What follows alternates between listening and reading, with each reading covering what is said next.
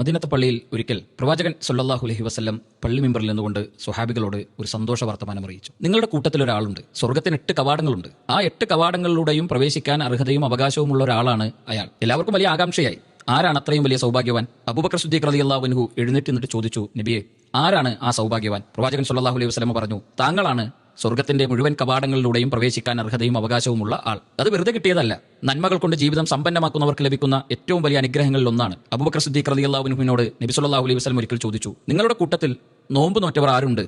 അബൂബക്കർ റളിയല്ലാഹു അൻഹു ആ സദസ്സിൽ നിന്ന് എഴുന്നേറ്റ് നിന്നിട്ട് പറഞ്ഞു, ഞാനുണ്ട് നബിയെ, ഞാൻ നോമ്പുകാരനാണ്. നിങ്ങളുടെ കൂട്ടത്തിൽ ഒരു സാധുവിന് ഭക്ഷണം കൊടുത്തവൻ ആരുണ്ട്? അബൂബക്കർ സിദ്ദീഖ് റളിയല്ലാഹു അൻഹു അവിടെയും എഴുന്നേറ്റ് നിന്നിട്ട് പറഞ്ഞു, ഞാനുണ്ട് ഒരു പ്രവാചകരെ, ഞാൻ ഇന്ന് ഒരു സാധുവിന് ഭക്ഷണം കൊടുത്തു. നിങ്ങളുടെ കൂട്ടത്തിൽ ഒരു രോഗിയെ സന്ദർശിച്ചവൻ ആരുണ്ട്? അവിടെയും അബൂബക്കർ റളിയല്ലാഹു അൻഹു ഞാനുണ്ട് എന്ന് മറുപടി പറയുകയാണ്. നിങ്ങളുടെ കൂട്ടത്തിൽ ഒരു ജനാസയെ പിന്തുടർന്ന് ജനാസ നമസ്കരിച്ചവൻ ആരുണ്ട്? അബൂബക്കർ റളിയല്ലാഹു അൻഹു അവിടെയും ഞാനുണ്ട് എന്ന് മറുപടി പറയുകയാണ്. ജീവിതം മുഴുവൻ സൽക്കർമ്മങ്ങൾ കൊണ്ട് സമ്പന്നമാക്കുന്നവർക്കാണ് അള്ളാഹുവിന്റെ സ്വർഗ്ഗമുള്ളത്. പരിശുദ്ധ റമളാൻ നമ്മിലേക്ക് കടന്നു വരുന്ന ഈ സന്ദർഭത്തിൽ ജീവിതം നന്മകൾ കൊണ്ട് സമ്പന്നമാക്കാൻ നാം പരിശ്രമിക്കുക. അള്ളാഹു അനുഗ്രഹിക്കുമാറാകട്ടെ.